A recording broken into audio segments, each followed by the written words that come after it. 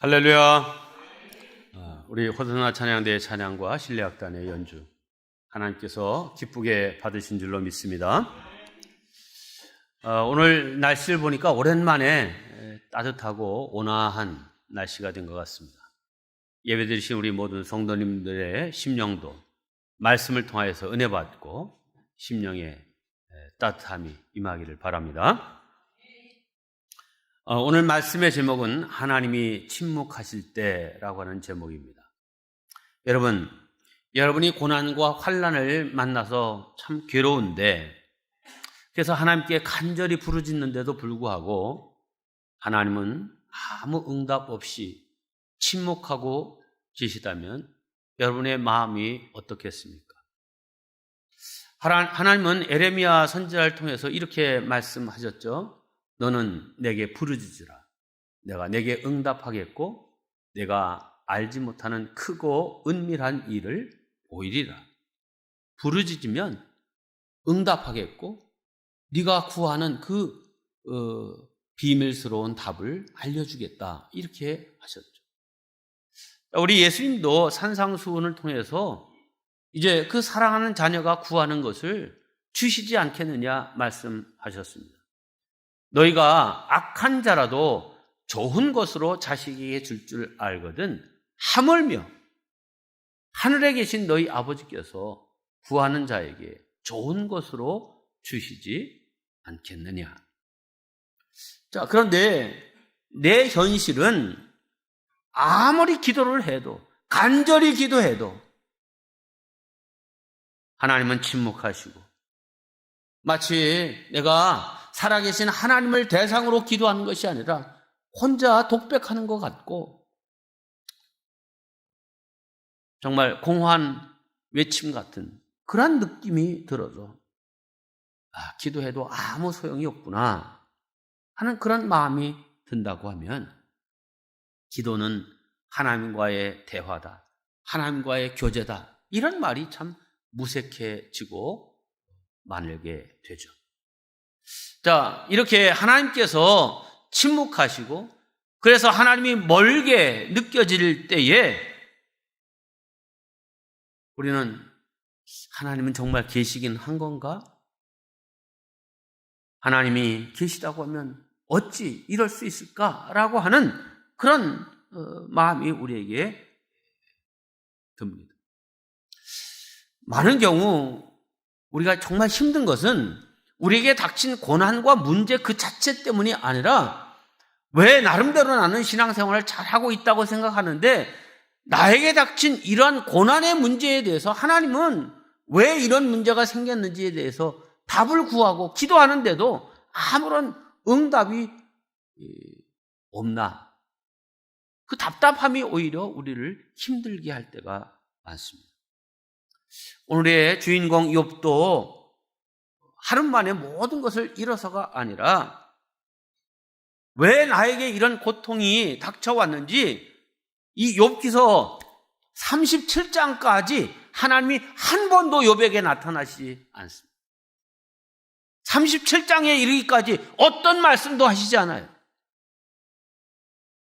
그 37장 동안 욥은 그 고통과 고난과 주변의 비난과 이런 것들이 더 심해질 뿐입니다. 자, 자기에게 일어나는 일들이 전혀 이해되지 않고 하나님은 그저 침묵하고 계시는데 어떻게 그런 하나님을 예배할 수 있겠어요? 모든 것이 다 무너지고 눈에는 눈물만 가득 고였는데 어떻게 주님을 바라볼 수 있겠습니까? 우리 자신을 욥이라고 가정해 본다면 이 욥의 상처가 얼마나 컸을지를 가히 짐작할 수 있습니다. 욥은 하루아침에 10명의 자녀를 다 잃었습니다. 10명의 자녀 가운데 한 명만 잃어도 그 상처가 클 텐데 10명 있는 자녀가 하루아침에 다 죽었어요. 맏아들의 집에서 그 형제 자매들이 다 모여서 함께 생일잔치를 벌이고 있는데 광풍이 불어와서 집이 무너지는 바람에 다 깔려 죽었어요. 또 조그만 사업을 하다가 실패해도 그 충격이 큰데 이 욥은 거부였죠. 양 7,000마리가. 또 지금 한 마리에 낙타는요, 한 마리에 지금 중형 승용차 값보다 더 비싸답니다. 제일 싼 새끼도 3천만 원이 넘는데요. 근데 낙타가 3,000마리, 소 500마리, 암낙이 500마리. 하루아침에 강도 떼들이 다 훔쳐갔어요. 망해도 어떻게 이렇게 완전히 망할 수 있습니까? 더군다나 자신의 몸이 만신창이가 되잖아요. 그 피부병 때문에 이 피고름이 흘러 깨진 기와장으로 득득 긁어야 시원하고, 얼마나 냄새가 나는지 아내도 가까운 친척도 코를 돌립니다. 욥에게 신실한 친구들이 있었어요. 근데 그 친구들도 욥의 그 진실을 믿지 않고, 너 무슨 숨은 죄가 있기 때문에 그렇지 왜 이런 어려움이 너에게 닥쳤겠니? 빨리 회개해. 친구들도 답답하지만 욥은 내가 하나님 앞에서 진실하게 살았고 지은 죄가 없는데 자꾸 회개하기를 촉구하는 그 친구들 앞에서 얼마나 그 마음이 답답했겠습니까? 자, 이렇게 하나님이 침묵하시고 멀게만 느껴질 때 우리는 어떻게 해야 되겠습니까? 그 구체적인 방법 몇 가지를 나누면서 함께 은혜를 받고자 합니다. 첫째, 하나님께 솔직한 감정을 털어놓아야 합니다. 함께 합니다. 하나님께 털어놓자. 그렇습니다. 먼저 내 마음을 있는 그대로 하나님께 내놓아야 합니다. 괜히 문제 때문에 사람들 들볶지 말고 원망하지 말고 하나님께 내 마음을 드러내놓는 것입니다. 하나님은 우리의 의심, 분노, 두려움, 슬픔, 혼란, 그리고 모든 궁금증을 다 감당하실 수 있기 때문입니다. 네, 욥은 그렇게 했습니다. 1절 말씀을 보겠습니다. 내 영혼이 살기에 곤비하니 내 불평을 토로하고 내 마음이 괴로운 대로 말하리라. 내 불평을 토로하고 말하리라. 예, 욥은 고통과 불평을 마음속에 그냥 숨겨두지 않고 다 발설했습니다. 다 내놓았습니다. 그렇습니다. 우리도 마음이 아프고 괴로우면 그 아픈 대로, 속상한 대로, 억울하면 억울한 대로, 미우면 미운 대로, 슬프면 슬픈 대로, 원통하면 원통한 대로 다 내놓아야 합니다. 그 고통을 숨기고 가슴에 품고만 있으면 그것 때문에 우리가 병들게 되어 있습니다.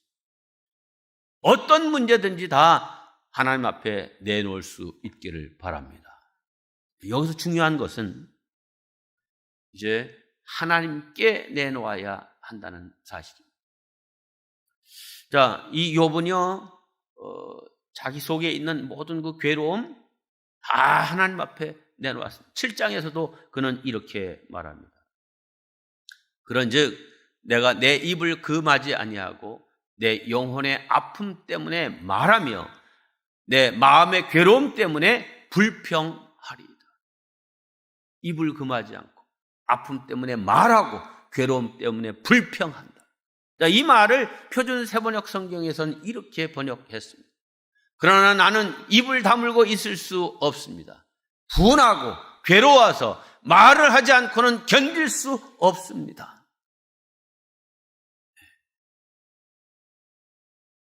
욥은 그 원통함, 괴로움, 이걸 마음에만 그냥 두고 있지 않고 다 발설했습니다. 그런데 중요한 것은 누구에게? 하나님께. 사람에게 얘기하지 않고 하나님께 얘기했습니다. 2절 말씀입니다. 내가 하나님께 아뢰오리.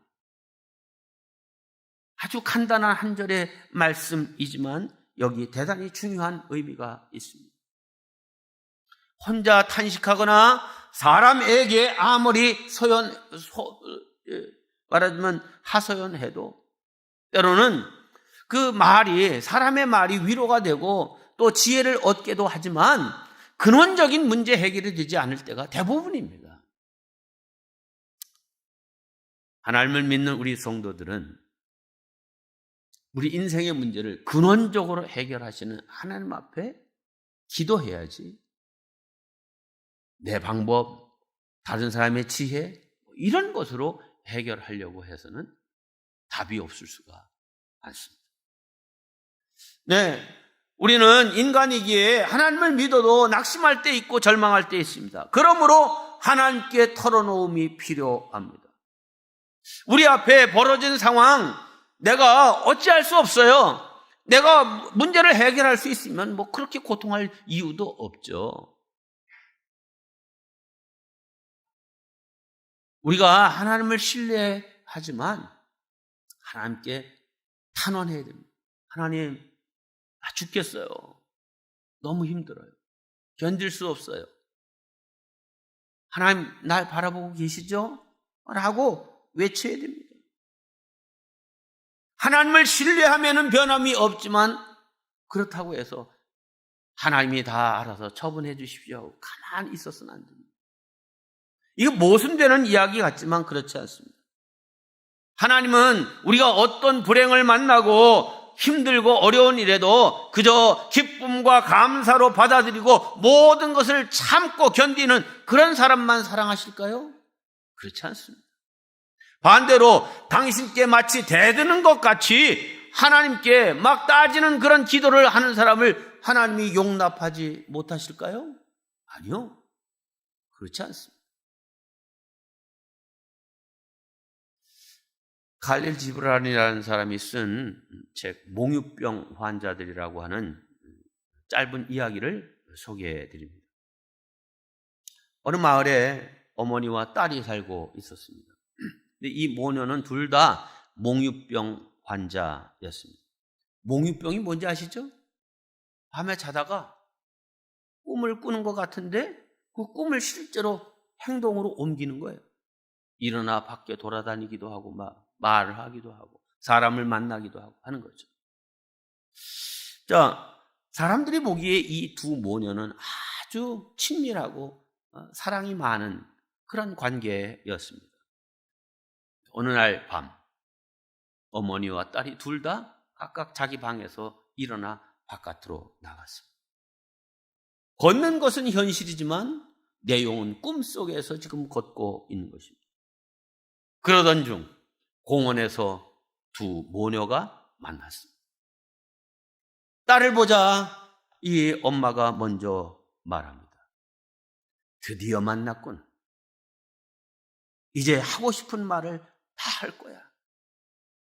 너는 나의 젊음을 송두리째 빼앗아갔어.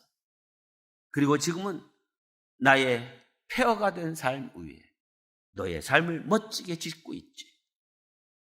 난 널 죽이고 싶어. 그러자 딸이 말합니다.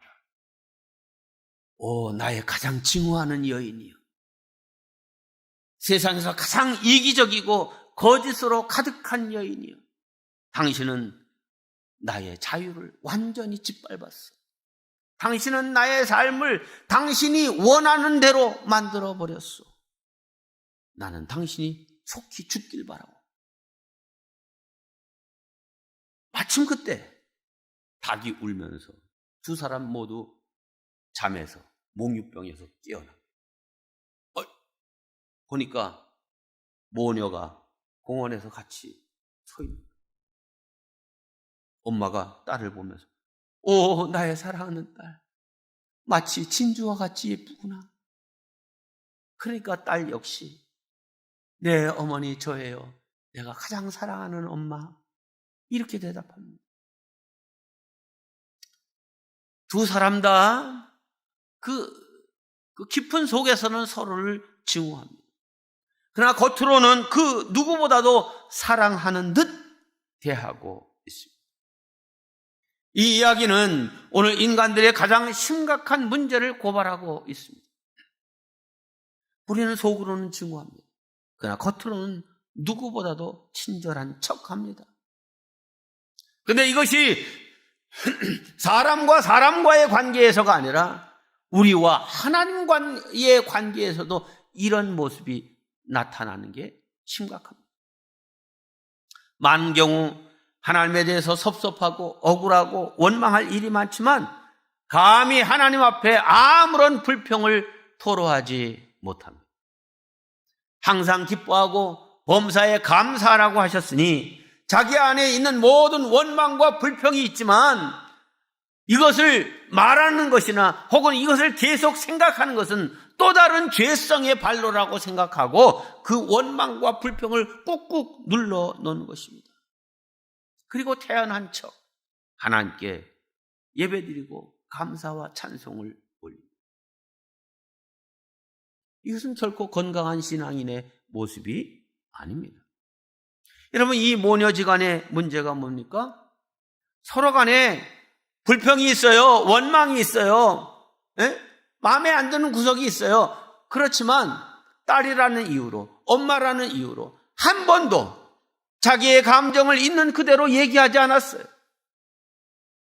이것이 쌓이고 쌓여 나는 이 모녀가 몽유병에 걸린 이유가 있다고 생각해요.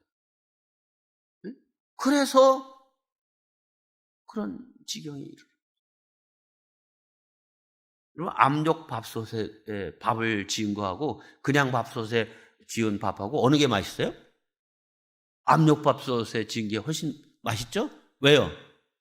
이 압력은 프레셔입니다. 고통이고요, 아픔이고요, 힘든 거예요. 그런데 그렇게 해서 지어진 밥이 맛있어요. 그런데 그게 좋다고, 압력이 좋다고 해서 막 압력만 가하고 바람 빠지는 이게 없으면 어떻게 될까요? 압력밥솥이 어떻게 돼요? 터지는 거예요. 사람도 똑같습니다. 우리 관계를 잘 유지해야죠.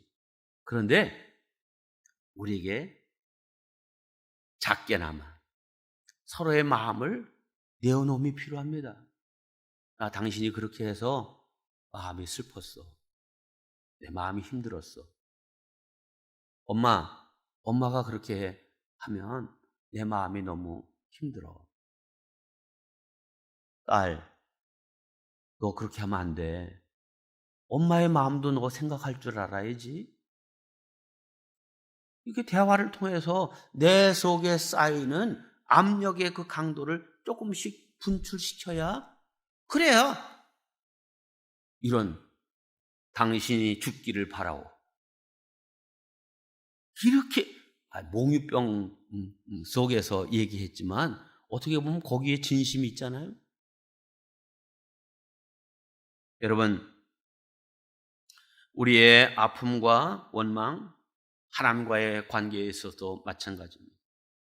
하나님께 내 마음의 아픔, 원망, 상처 이거 내어놓는 것이 필요합니다.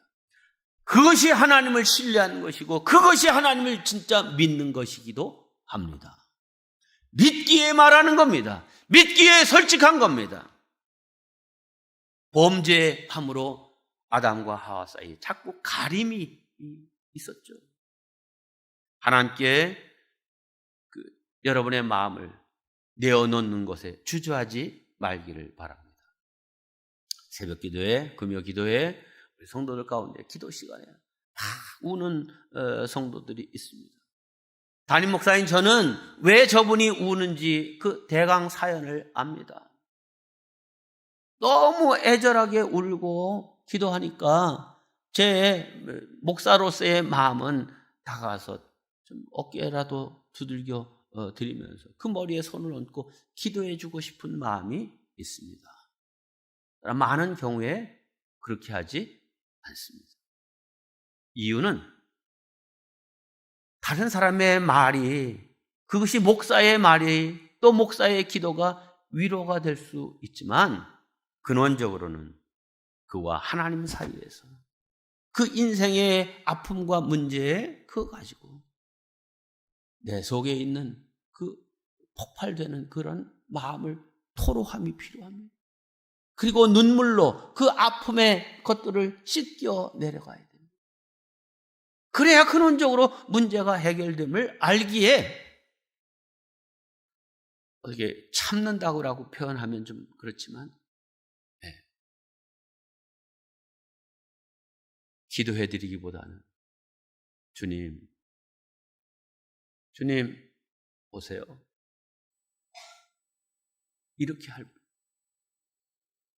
여러분 혹 여러분들이 우리 성도들이 장례가 나고 이렇게 하면 그 장례식에 가면 그 장례의 가족들 어머니가 돌아가시고 아버지가 돌아가시고 뭐 어떤 사랑하는 가족이 돌아가실 때 막 그 가까운 사람을 보면 그냥 안 울다가도 그냥 보는 순간 눈물이 콱 나오고 해가지고 막 울 때 여러분들 어떻게 합니까? 아 울지 말아요 울지 마. 왜 예수 믿는 사람이 울어?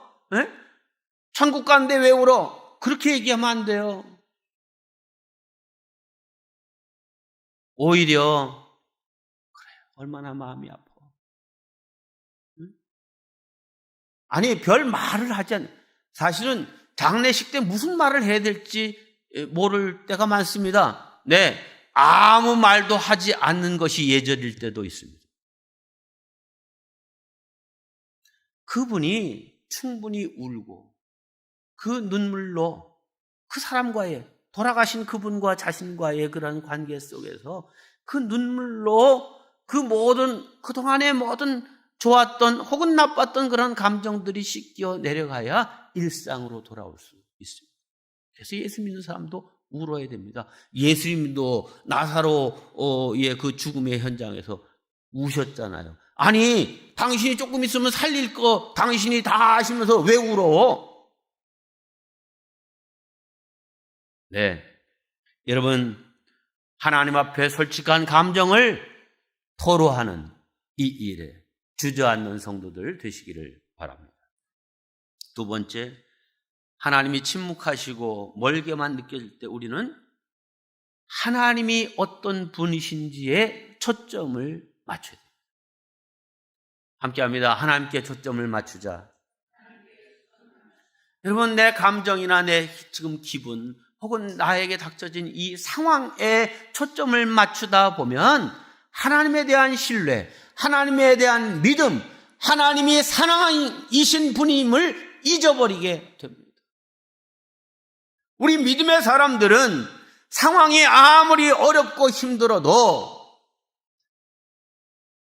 하나님이 멀게 느껴지고 하나님은 내 인생에 대해서는 아무런 답을 주시지 않는다라고 느껴지더라도 그 기분과 느낌에 좌우되지 말고 선하신 하나님, 나를 사랑하시는 하나님, 내 편에 계신 그 하나님은 여전하시고 변치 않으시고 지금도 함께 하신다라고 하는 이 신뢰, 이 믿음을 가지고 그 하나님을 바라볼 수 있어요. 지금 우리의 상황이 힘들고 어렵다고 해서 하나님의 존재 자체에 대해서, 하나님의 선하심에 대해서, 그분의 사랑에 대해서 의심해서는 안 됩니다. 이 욥이 위대한 것은 그 삶이 그렇게 완전히 망가졌을 때에도 하나님을 원망하거나 의심하지 않았습니다. 또한 하나님이 침묵하고 계실 때도 결국 그분은 선하시며 사랑이 많은 분이시라고 그는 찬양합니다. 오늘 여러분과 이 욥기서 10장을 읽었는데 12절까지 읽었죠? 12절 마지막 절이 뭐라고 되어 있습니까? 생명과 은혜를 내게 주시고 나를 보살피심으로 내 영을 지키셨나이다.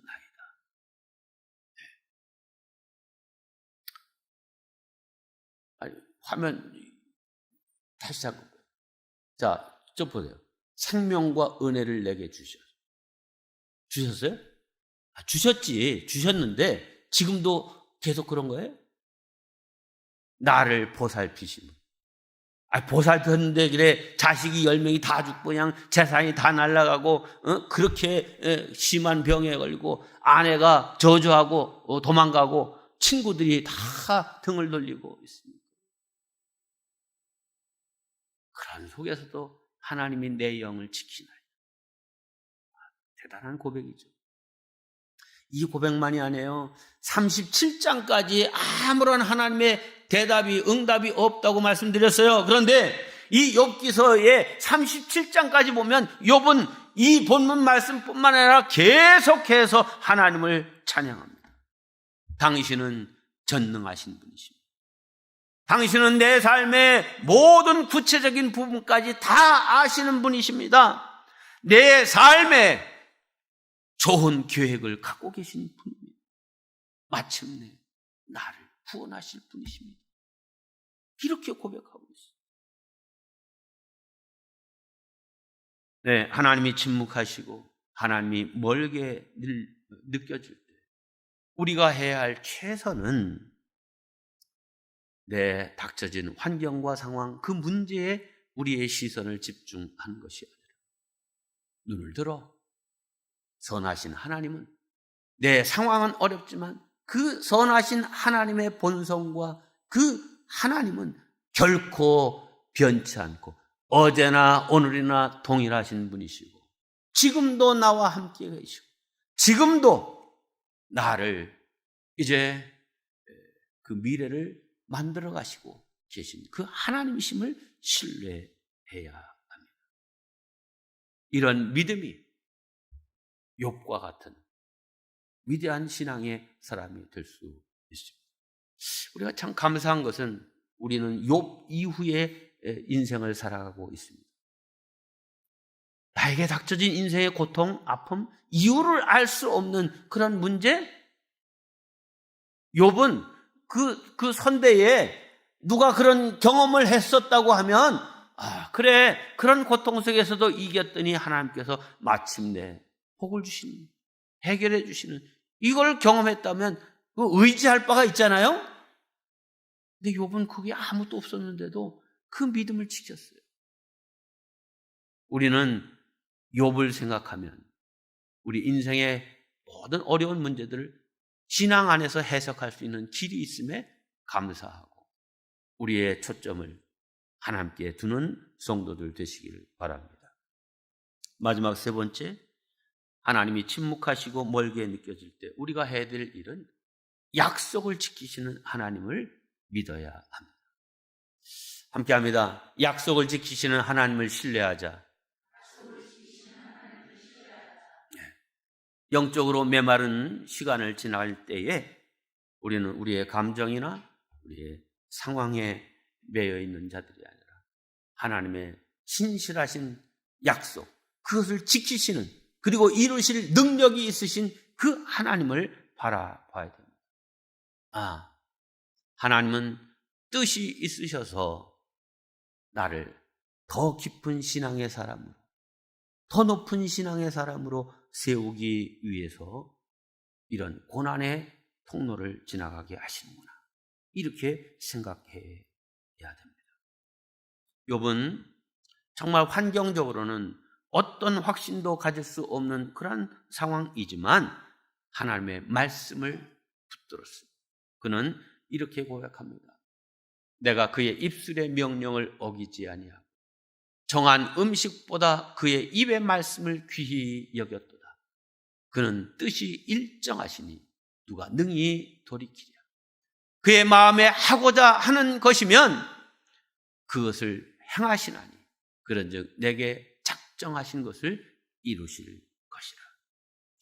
네, 욥의 믿음은 고난 속에서도 강했습니다.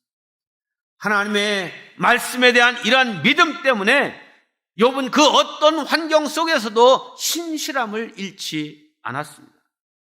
느낌으로는 나는 하나님께 버림받았구나 하는 느낌이고 내 삶은 하나님과 상관이 없구나 이렇게 느껴지지만 그럼에도 이 욥은 하나님을 신뢰했습니다. 이것이야말로 우리가 하나님께 드리는 가장 깊은 예배 아닙니까? 여러분, 하나님의 독생자이신 예수님이 모든 인류의 죄를 짊어지시고 고통당하시는 동안 하나님은 그 고난의 십자가 현장, 그걸 왜만 하셨습니까? 예수님은 자기를 돌아보지 않는 하나님에 대해서 절망 속에서 이렇게 외칩니다. 나의 아버지, 나의 아버지, 어찌하여 나를 버리시나이까? 그렇게 애절한 부르짖음의 소리 앞에서도 하나님은 대답하지 않습니다. 그러면 왜 하나님은 당신의 아들, 독생자 이 예수님의 고난에 대해서 침묵하셨을까요? 왜 눈을 돌리셨을까요? 왜 예수님의 모든 고난과 고통을 외면하셨을까요? 그것은 지옥 갈 우리들을 영원한 천국으로 인도하시기 위함이요, 우리로 영생 복락을 누리게 하시기 위함이었습니다. 여러분, 이 사실 하나만으로도 우리는 하나님께 감사해야 되고 찬양해야 합니다. 그러므로 우리는 내가 감사할 것이 도대체 무엇이 있는가? 도대체 무엇을 인해서 감사해야 되는가? 나는 더 이상 감사할 일이 없다, 이렇게 생각해서는 안 됩니다. 예수님의 대속의 사건, 십자가의 사건, 그 하나만으로도 우리는 하나님을 찬양하고 또 감사하기에 합당한 하나님이심을 고백할 수밖에 없습니다. 욥은 자기에게 닥친 모든 그 고난과 어려움 속에서 우리 모든 신앙의 사람들이 마땅히 하나님께 고백해야 될 그 고백을 이미 1장에서 이 욥기서의 맨 앞자리에, 이건 무슨 연대기적으로 적은 것이 아니라 욥이 그 모든 고난을 겪은 다음에 자기의 일생을 딱 요약하는 말을 1장에 딱 담았다고 생각합니다. 그 1장에서 뭐라고 고백합니까? 주신 이도 여호와시요 거두신 이도 여호와시요 여호와의 이름이 찬송을 받으실지니이다. 이 말을 하고 어리석게 하나님을 원망치 않았다, 이렇게. 사실 사람은 육체를 가지고 있기 때문에 저런 아름다운 신앙의 마음을 가졌다 할지라도 그 고난의 시간이 길고 또 그 고난이 겹쳐지고 깊어지면 그 신앙 고백을 잃어버릴 수 있습니다. 그런데 욥은요, 이렇게 고백합니다. 나의 가는 길을 오직 그가 아시나니 그가 나를 단련하신 후에는 내가 정금같이 나오리라. 이유 없는 고난을 지금 욥이 당하고 있지만 이유 없는 애매한 고난, 원통한 고난이라고 생각하지 않고 나를 단련하기 위한 하나님의 때다, 이렇게 받아들였습니다. 네, 욥의 감정, 욥의 마음으로는 하나님이 안 계신 것 같고 하나님이 나를 버리신 것 같은 심정이고 그런 형편이지만, 그러나 그는 여전히 하나님은 살아계신 분, 나를 사랑하신 분임을 고백합니다. 가장 깊은 예배의 경지는 고통 속에서도 하나님을 예배하고 시련 속에서도 하나님께 감사하며 시험을 당할 때도 하나님을 신뢰하는 것입니다. 어려운 삶 속에서도 하나님께 자신의 삶을 드리며 그분이 멀게 느껴질 때도 하나님을 사랑하는 것입니다. 사랑하는 성도 여러분, 물론 우리들도 인생을 살아가면서 하나님이 멀게 느껴지고 하나님이 침묵하실 때 있습니다. 그때 우리는 이 욥을 생각하면서 오늘 이 세 가지 이것을 생각해야 됩니다. 하나님께 솔직한 감정을 털어놓으시길 바랍니다. 하나님이 어떤 분이신지에 초점을 맞추고 사시길 바랍니다. 약속을 지키시는 하나님을 믿으시기를 바랍니다. 하나님은 우리 인생을 반드시 역전의 주인공, 감사와 찬양과 영광을 돌리는 복된 인생으로 세워 주실 것입니다. 이러한 은혜가 우리 모두에게 있기를 주님의 이름으로 축원합니다.